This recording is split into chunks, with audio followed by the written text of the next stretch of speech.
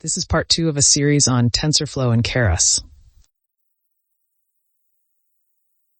In this video, we will look at how to implement neural network models using Keras. This video was produced in Korean and translated into English. My voice is AI-generated text-to-speech.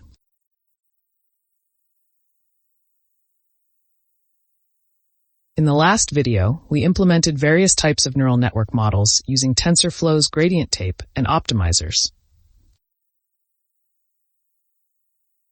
In this video, we will use Keras.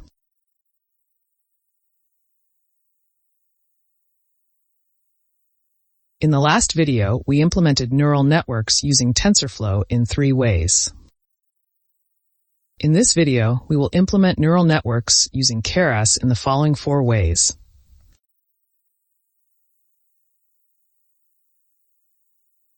The first way is to use the Sequential API. This method allows you to create neural network models layer by layer.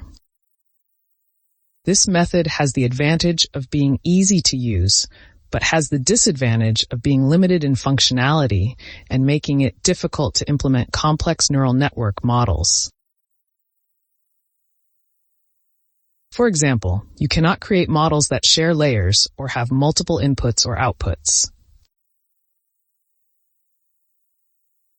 The second way is to use the Functional API. The Functional API is a more flexible way to create models than the Sequential API.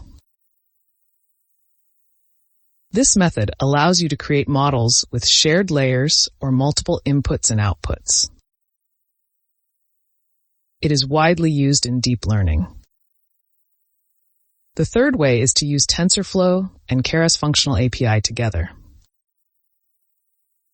This way you get the best of both methods. You can use this method when implementing a neural network that is difficult to implement with the Keras Functional API alone. The fourth way is to customize Keras to add functionality that Keras does not provide. You can customize loss functions, layers, or model, etc. In this video, we will look at how to customize the loss function through an example. We will create a regularized loss function.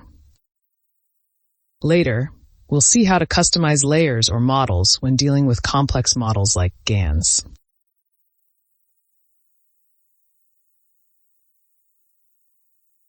Now, let's implement a binary classification model using the Keras Sequential API.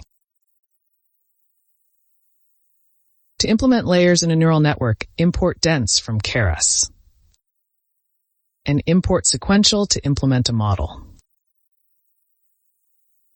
Generate a dataset for binary classification like this, then split it into the training and the test data.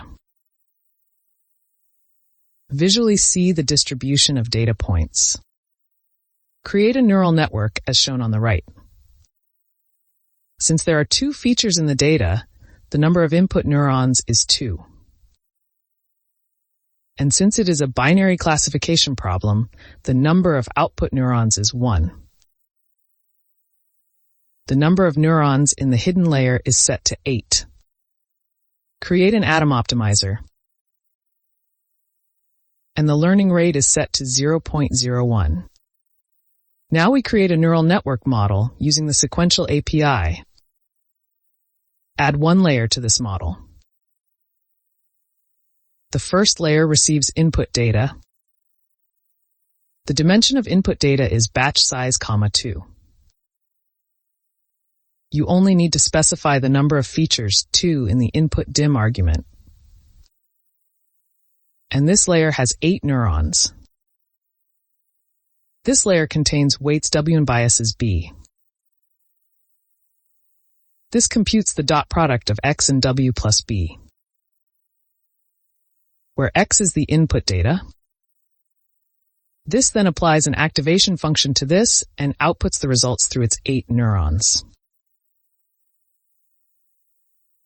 The activation function is set to real U. This is a hidden layer. add another layer to this model. This layer also contains its weights W and B. The number of neurons in this layer is 1. And the output of the previous layer goes into the input of this layer. This layer also computes the dot product of H and WO plus BO, applies the activation function, and outputs the results. Where H is the output of the hidden layer. This is the output layer. The activation function is sigmoid. Finally, configure this model for training with a loss function and an optimizer. Since this is a binary classification problem, the binary cross-entropy loss is used. And we use the atom optimizer created above. Now that we have a model, we fit this model to the training data. Feed the training data into the model's fit function. And also feed the test data to measure the loss of the test data. Set the number of iterations to 200 and the mini-batch size to 50. Once training is complete, visually see the loss history. Finally, we measure the accuracy of the test data. When test data is input into the model's predict function, forward propagation on the neural network is performed and y-hat is output. The output of this neural network is a sigmoid value. Data points where predicted value is greater than 0.5 have class 1, otherwise they have class 0. Let's check the results. The losses were significantly reduced, and the accuracy of the test data was measured at 0.92. In this way, Keras' Sequential API makes it easier to implement neural network models than using TensorFlow.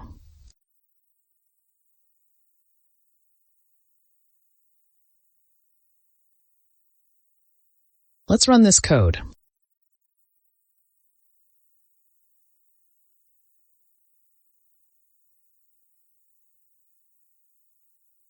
The results are as follows.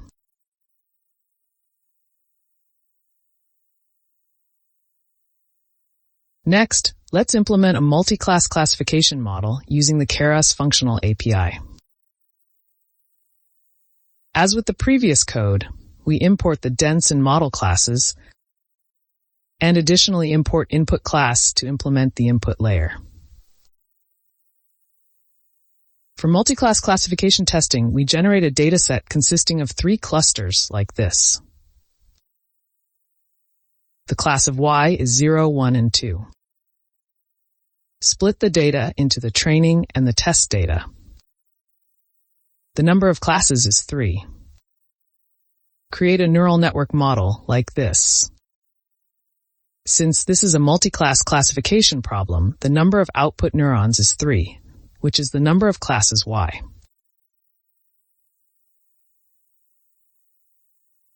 ReU is used as the activation function of the hidden layer.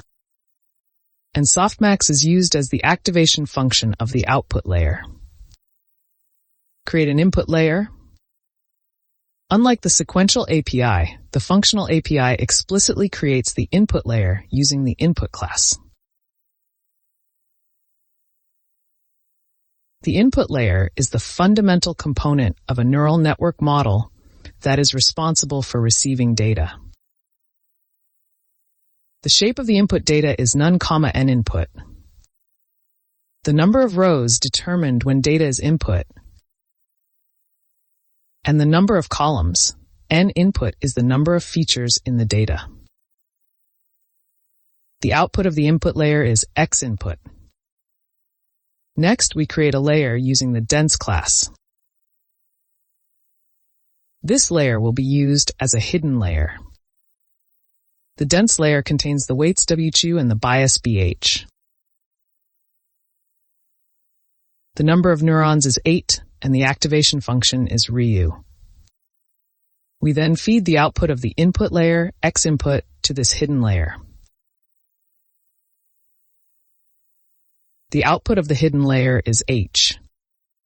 Create one more layer using the dense class. This layer will be used as the output layer. The number of neurons is 3, and the activation function is softmax. We feed H, which is the output of the hidden layer, into this output layer. This will create a neural network like the one on the right. Next, we create a model. When X input is fed into this model, Y output is generated. The model can have multiple inputs and outputs.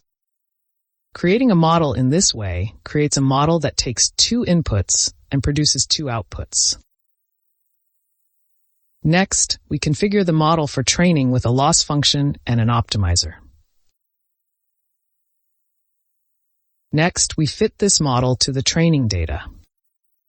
Feed the training data into the model's fit function. We also feed the test data to this function to measure the loss on the test data. The number of iterations is set to 200, and the batch size is set to 50. Once training is complete, visually see the loss history. Finally, we measure the accuracy of the test data. The results are as follows. You can see that the losses of training and test data gradually decrease during 200 iterations. The accuracy of the test data is 0.96.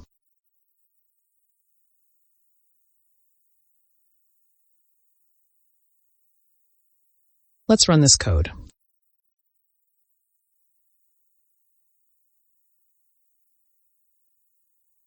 The result is as follows.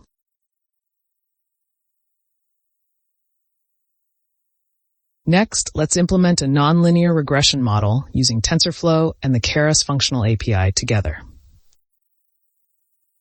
Generate a dataset with Gaussian noise mixed with a sine curve. Split this data into the training and the test data. Then we generate a dataset to estimate the sine curve as follows. After training is complete, when XPred is fed to the model, a sine curve with noise removed will be generated. Since this is a regression problem, the mean squared error is used as the loss function. Create a neural network like this.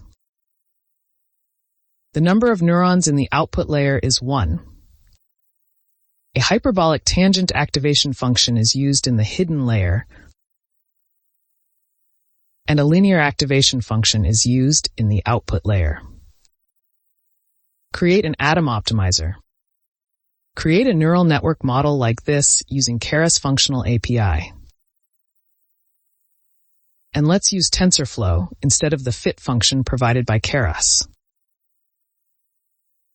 As we did in the previous video, we use GradientTape to find the gradients of the loss with respect to each parameter and update the parameters. Since this is the code we looked at in the previous video, we will skip the explanation. The model's trainable variables list contains all the parameters included in this model. This way, we can train the neural network as we want. Let's check the results. Over 200 iterations, the losses are decreasing significantly. And the results of estimating the data points XPred are as follows. A sine curve is clearly visible. Let's run this code.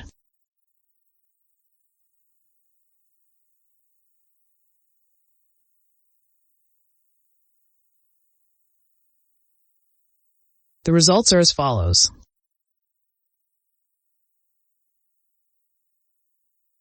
Lastly, let's implement a regression model using custom loss function. Let's apply L2 regularization to the mean squared error loss. As we have seen in machine learning, regularization is used to prevent overfitting. In the next series, we'll look more closely at regularization in neural networks. For now, let's simply add a regularization term to the loss function. Write a custom loss class as follows. Inputs are regularization constant C, hidden layer, and output layer objects. Calculate the standard mean squared error.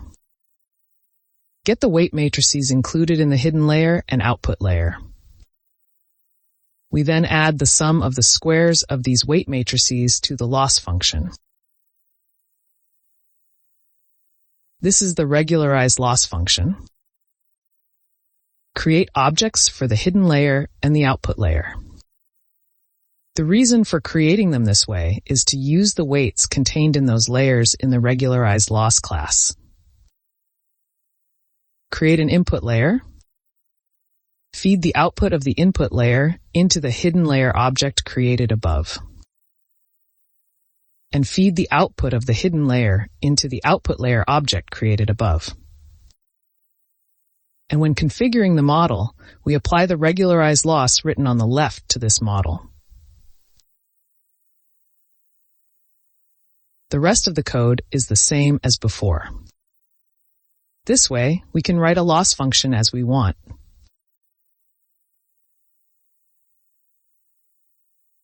Let's check the results. When we set the regularization constant C to 0.001, the results are as follows. And when we set C to 0.01, the results are as follows. The larger the C is set, the greater the impact of the regularized term, and the less likely it is to overfit. You can see that the sine curve is smoother.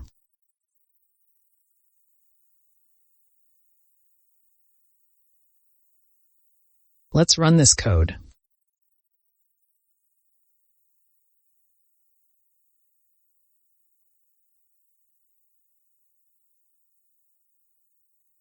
The results are as follows.